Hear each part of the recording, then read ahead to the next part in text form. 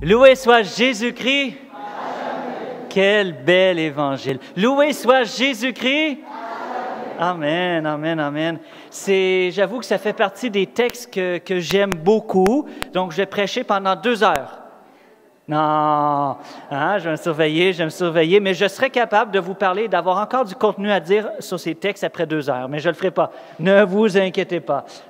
Mais c'est riche, c'est profond, ça va loin, tout ce qu'on entend ici. Déjà, juste l'introduction, elle est superbe. Les publicains et les pécheurs venaient tous à Jésus pour l'écouter. Les scribes et les pharisiens récriminaient contre lui, car il fait bon accueil aux pécheurs et il mange avec eux. J'avais appris ces versets par cœur parce que justement, ils m'interpellent beaucoup, beaucoup. Les publicains, vous m'avez déjà entendu prêcher sur ce petit verset-là, mais ce n'est pas grave, j'ai aucune culpabilité à dire la même chose. Les publicains et les pécheurs venaient tous à Jésus pour l'écouter. La parole de Jésus, elle est droite. La parole de Jésus, elle est radicale. Elle est tranchante comme une épée à 2 tranchants. La parole de Jésus, elle ne dit pas autre chose que ce que la loi dit. Et il l'a dit lui-même. Il n'enlève pas un iota de la loi. Et pourtant, les pécheurs, ceux qui n'obéissent pas à cette loi, les marginalisés, ceux qu'on exclut de la communauté, viennent à Jésus. Ce n'est pas Jésus qui court après les exclus, les pécheurs, c'est eux qui viennent à Jésus. Les publicains et les pécheurs venaient tous à Jésus pour écouter sa parole. Incroyable! Et là, je lis entre les lignes. C'est ma contemplation, prenez-la si vous voulez ou pas. Mais je pense, et j'en suis convaincu au fond de mon cœur, que l'attitude de Jésus, le regard de Jésus permettait à ceux qui se sentaient exclus de la communauté ou de la relation avec Dieu à cause du péché ou pour d'autres raisons, je suis certain que dans le regard de Jésus, ces gens disaient « j'ai une nouvelle chance, j'ai une espérance ». Il me semble que malgré tout ce qu'on peut me dire intérieurement ou extérieurement de moi-même, j'ai un nouvel accès au cœur de Dieu. Il me semble que ça devait faire jaillir ça dans le cœur de ceux qui se sentaient mis à part, Et pour moi, c'est quelque chose de magnifique. Ici, on dit, les scribes et les pharisiens récriminaient contre Jésus, car il fait bon accueil aux pécheurs et il mange avec eux. Je suis québécois, j'arrive en France.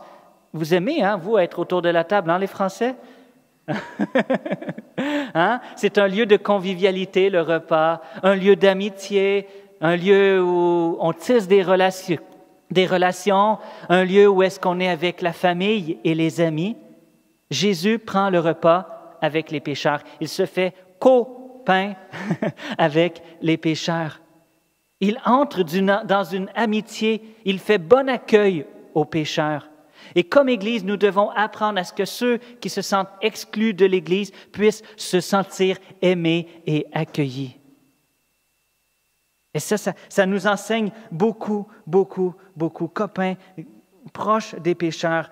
Sœur Emmanuelle Ducard disait, ceux qui critiquent, ce sont eux qui font le moins. Ceux qui critiquent, ce sont ceux qui font le moins. Il me semble qu'on entend Sœur Emmanuelle Ducard dire ça. Eh bien, les scribes et les pharisiens récriminent contre Jésus car il fait bon accueil aux pécheurs et il mange avec eux. Alors que les scribes et les pharisiens, les experts de la parole de Dieu, critiquent Jésus et jugent les pécheurs, Jésus, notre maître et notre modèle, passe du temps avec eux et il devient leur ami. Amen? Mais pourtant, Jésus ne dit pas autre chose que la loi. Il est capable d'être proche des pécheurs, mais en même temps, il va toujours dire la loi, il va pas sortir de la loi, il va pas sortir de la vérité et il va continuer à la prêcher. Voilà. Alors, dans quel contexte Jésus va dire ces 3 paraboles? Ces 3 paraboles qui se tiennent ensemble, ce qu'on dit un triptyque scripturaire, 3 paraboles qui vont dans la même direction et qui disent un message semblable. Et Jésus les introduit comment? Alors Jésus leur dit cette parabole. Quand il les voit récriminer contre lui, Jésus dit les 3 paraboles. Et moi, je le prends comme si Jésus nous donne ces 3 paraboles pour comprendre les actions des 2 premiers versets. Qu'il fait bon accueil aux pécheurs, qu'eux viennent vers lui. Et c'est comme s'il nous livrait un secret intérieur de son cœur. C'est comme s'il nous livrait un de ses secrets. Et l'un de ces secrets, il y a deux mots qui reviennent dans les trois paraboles. Chercher la brebis perdue, chercher la drachme ou la pièce perdue, et le père qui regarde au loin, le père qui recherche son fils, qui attend son fils. Vous voyez? Chercher. Et l'autre, la joie. Il n'y a plus de joie dans le ciel pour un seul pécheur qui se convertit que pour 99 justes qui n'ont pas besoin de conversion. Et le père, ça c'est les deux premières, et la troisième, le fils prodigue. Mon fils qui était mort est revenu à la vie, ne fallait-il pas se réjouir et festoyer? Donc, l'aspect de la joie du retour du pécheur, une petite parenthèse. Quand tu vas te confesser, ou à chaque fois que tu te repens d'un péché, tu fais danser les anges de Dieu. Et il n'y a plus de joie dans le ciel pour les anges de Dieu, pour un seul pécheur qui se convertit, que pour 99 justes qui n'ont pas besoin de salut, qui n'en ont pas besoin. À chaque fois que quelqu'un revient vers Dieu, c'est la fête dans le ciel. Tu as le pouvoir de faire danser les anges dans le ciel. Amen? C'est grand, hein? Et tu réjouis le cœur du Père. Et c'est ça la joie profonde du cœur de Dieu, que ses enfants aient la vie. Et déjà dans l'Ancien Testament, on le voyait, Ézéchiel 18, verset 23, « Ce que je désire, est-ce que le méchant meure? Dit le Seigneur, n'est-ce pas qu'il change de conduite et qu'il vive? Le désir de Dieu, c'est que tu puisses vivre. D'ailleurs, dans le péché, nous avons déjà notre condamnation. Le salaire du péché, c'est la mort, dit l'Épître aux Romains, mais quand je pêche, ça me donne intérieurement la mort automatiquement. Je n'ai pas besoin d'autre punition, je l'ai déjà en posant l'acte. Tout comme quand que j'aime, j'ai ma récompense dans le fait même d'aimer. Voilà. Et donc, encore, Jésus va dire, Jean 3, 16, verset que vous connaissez. Si vous ne connaissez pas, il faut l'apprendre par cœur. C'est très intéressant d'apprendre la Bible par cœur. Des petits versets par-ci, par-là, parce que ça nous donne la vie. « Car Dieu a tant aimé le monde qu'il a donné son Fils unique ensemble, afin que quiconque croit en lui ne périsse point, mais ait la vie.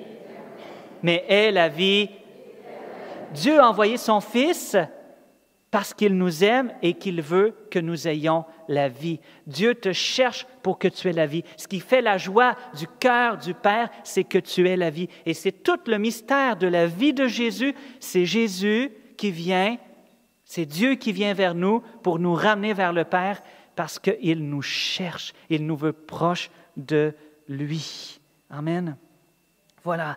Dans notre deuxième lecture, on entend, c'est saint Paul qui le dit, « Voici une parole digne de foi, quelque chose de solide sur lequel on peut se baser et qui mérite d'être accueilli. » Donc, il nous dit, attention, ce que je vais dire là, c'est du roc, c'est solide, c'est fort. Ce qu'il dit, « Le Christ Jésus est venu. » Donc, moi, j'ai mis entre parenthèses, donc il nous cherche. « Le Christ Jésus est venu dans le monde pour sauver les pécheurs, et moi, dit saint Paul, je suis le premier des pécheurs. » Jésus est venu pour cela, pour chercher la brebis perdue. Le bon berger qui cherche la brebis perdue, c'est Jésus. Et donc, moi, je suis le premier des pécheurs. C'est saint Paul qui dit ça. Si saint Paul le dit, peut-être que moi aussi, je peux me dire, j'ai besoin aussi de conversion puis de miséricorde.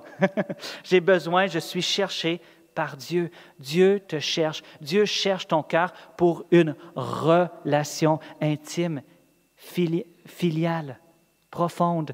Vous savez, Adam et Ève, je reviens souvent sur la Genèse, mais Adam et Ève ont péché, et quand, après, ils ont péché, Dieu les cherche dans le jardin. Et il vient pas dans le jardin avec une savate. Hein? À la réunion, on parle des savates, là, on donne un petit coup de savate là, hein? Sur les fesses des enfants. Là. Non, Dieu n'est pas dans le jardin avec une savate en disant « Adam, où es-tu? Où es-tu? » Il dit « Où es-tu? » Mais il ne dit pas « Où es-tu? » pour donner un coup de savate. Il dit « Où es-tu? Mon enfant, je te cherche. Tu t'es blessé, tu t'es éloigné, tu es tombé. Je veux te relever. » Et je me suis toujours posé la question si Adam serait sorti du buisson. « Tadam! J'ai tombé, j'ai péché. Maintenant, prends-moi dans tes bras et guéris-moi. » Je ne sais pas si l'histoire aurait changé. Probablement qu'il aurait dû envoyer quand même son fils, je ne sais pas. Je ne veux pas faire de théologie fictive. Voilà. Mais dans tous les cas, ce « où es-tu » retentit dans toute l'histoire de la Bible à travers les prophètes où Dieu parle pour chercher son peuple qui s'éloigne de lui. Et jusqu'à la croix qui est le lieu de réconciliation entre l'humanité et le Père, Jésus va dire, j'ai soif. C'est encore Dieu qui nous cherche. Et dans le j'ai soif, moi j'entends retentir le où es-tu du cœur de Dieu des origines. Parce que Jésus n'a pas soif de limonade, de San Pellegrino, de je ne sais pas quoi que vous aimez boire, d'un petit rosé. Il a soif de ton cœur. Il a payé de son sang parce qu'il te cherche et il veut une relation personnelle et intime avec toi, quelque chose d'intérieur. Dieu a soif de toi. Dieu te cherche. Dieu ne veut pas rien de relation en surface avec du vernis. Il veut une relation profonde avec toi. J'ai soif. J'ai soif. Et sur la croix, à chaque fois que Jésus parlait, il devait prendre le souffle et donc s'appuyer sur ses clous. Donc dire « j'ai soif », ça lui a coûté des souffrances. Voilà. Et c'est Mère Teresa qui disait, là je m'éloigne un peu de mon texte, mais elle disait ça à sa communauté, de revenir à la chapelle dans le silence pour réentendre le « j'ai soif » de Jésus pour soi, parce que sinon, on ne sera jamais capable d'entendre le « j'ai soif » de Jésus dans le cœur des pauvres. Amen? Donc, voilà. Comme il était encore loin, ça c'est le fils prodigue, la parabole, la troisième, son père l'aperçut et fut saisi de compassion. Il courut se jeter à son cou et le couvrit de baisers. Et il le voit au loin. Il est encore loin. Son père l'aperçut et fut saisi de compassion. Ses entrailles bougent. Comme dit Saint Jean, ce n'est pas nous qui avons aimé Dieu le premier, c'est lui qui nous a aimés. À chaque fois même que tu as un repentir et que tu vas te confesser ou que tu reviens vers Dieu pour lui demander pardon, c'est déjà le Saint-Esprit qui travaille en toi pour te donner ce repentir qui conduit à la vie, Voilà. Donc, nous devons passer d'une relation d'orphelin à une relation de fils et de filles bien-aimés. Nous devons passer de cette mentalité d'orphelin de Dieu à une mentalité filiale. Nous devons sortir de cette relation de patron-employeur ou bien d'esclave-maître à une relation de fils et de fille avec son Père. Amen? Je vous explique. Et je vous lis un peu le texte de la parabole du fils prodigue. Le fils aîné refusait d'entrer. Son père sortit le supplier. Il ne voulait pas entrer. Mais il répliqua à son père, « Il y a tant d'années que je suis à ton service sans jamais avoir transgressé tes ordres et jamais tu ne m'as donné un chevreau pour festoyer avec mes amis. Mais quand ton fils que voilà est revenu, après avoir dévoré ton bien avec des prostituées, tu as fait tuer pour lui le veau gras. » Le père répondit, « Toi, mon enfant, tu es toujours avec moi et tout ce qui est à moi est à toi. » Il fallait festoyer et se réjouir, car mon fils que voilà était mort, il est revenu à la vie, il était perdu et il est retrouvé. C'est beau, hein? Moi, ça m'émerveille ce texte-là. Voilà. Tout d'abord, le fils, le deuxième fils, représente les scribes et les pharisiens qui sont très religieux, qui connaissent la parole de Dieu, qui vont à la synagogue au moins tous les samedis, mais qui ne sont pas dans une relation filiale, ce que j'appelle la mentalité d'orphelin. Et donc, il dit, « Il y a tant d'années que je suis à ton service et jamais tu ne m'as donné un chevreau. Je suis à ton service, je fais du travail pour toi, alors tu dois me payer. Donne-moi un chevreau. » Parce qu'il n'ose pas le prendre par lui-même. Tu dois me le donner. Et ça, c'est quand on dit, « Je vais à la messe, donc je vais avoir la vie éternelle. Je vais faire des bonnes actions, donc Dieu, tu vas me bénir. Je vais faire telle action. » Donc là, on n'est pas dans la relation. Je suis un employé qui fait des bonnes œuvres pour le patron du ciel. Et ça, on est bon pour ça. Moi, le premier. Mais Dieu veut une relation d'enfant à père. Il veut ton cœur. Il veut pas d'abord... Dieu veut ton cœur avant qu'il veuille tes mains. Bien sûr, tes mains sont faites pour travailler pour lui et ça lui rend gloire. Mais il veut beaucoup plus ton cœur. Dieu veut ce que tu es en relation. D'ailleurs, c'est ce qu'il va dire, « Toi, mon enfant, tu es toujours avec moi. » C'est le Père qui dit ça. Ce qui compte pour le Père, c'est « Tu es toujours avec moi. » Ce n'est pas le travail que tu peux faire pour moi, ce n'est pas les bonnes œuvres que tu peux faire pour moi, et il faut en faire. Le Père se situe dans une base relationnelle. « Tu es toujours avec moi. » Voyez? C'est complètement... Alors que nous, on sort d'un esprit relationnel et filial avec Dieu, Dieu, lui, il demeure toujours il me regarde comme son Père, comme son Fils.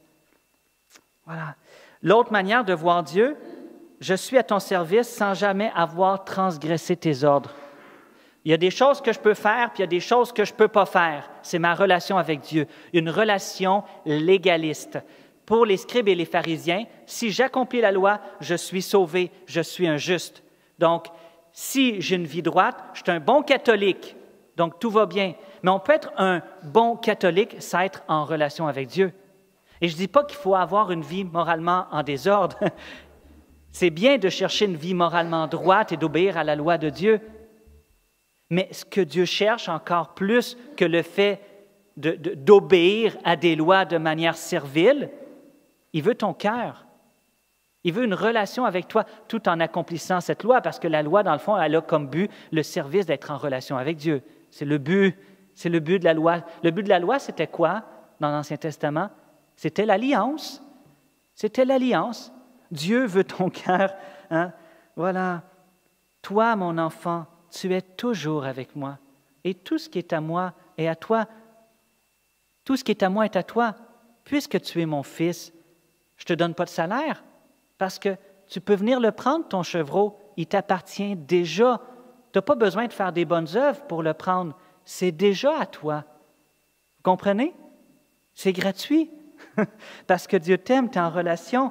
Voilà, donc, sortir de cette relation-là d'employé patron ou esclave-maître ou cet esprit légaliste pour vraiment que l'Esprit Saint, comme dit Saint Paul, puisse gémir en nous, Abba Père, cet esprit filial. Je ne vous ai pas donné un esprit qui vous fasse de vous des esclaves et revenir à la peur. Je vous ai donné un esprit qui fait de vous des fils, dit Saint Paul. Vous avez reçu un esprit qui fait de vous des fils et qui gémit en vous, Abba Père. Voilà. Alors, on pourrait dire que Jésus est notre frère aîné, qui nous fait entrer dans la maison du Père. Saint Paul va dire, Romains 8, 29, que Jésus est le premier-né d'une multitude de frères. Le premier-né, c'est le fils aîné. Jésus est notre fils, notre frère aîné, à nous. Et c'est lui qui, par le sang de la croix, nous fait entrer dans la maison du Père. C'est ce qu'il va dire juste avant d'aller à la croix, dans son dernier sermon, dans sa dernière rencontre, juste avant, dans l'Évangile de Jean, « Dans la maison de mon Père », là, il parle de la maison du Père, « il y a de nombreuses demeures. » Donc, il y en a une pour toi. Sinon, vous aurais-je dit, « Je pars vous préparer une place. » Donc, Jésus est notre frère aîné qui nous a devancés pour nous préparer une place. Et comme si je prêcherais sur le salut maintenant, je vous dirais que c'est de se repentir de ses fautes et d'accueillir Jésus par la foi qui nous donne d'accueillir la place qu'il veut nous donner. En fait, en raison de ce que Jésus a fait sur la croix, tu as un plein accès au cœur du Père. Et notre plus grand trésor, si on en comprend vraiment la profondeur, c'est cette relation avec Dieu comme un papa.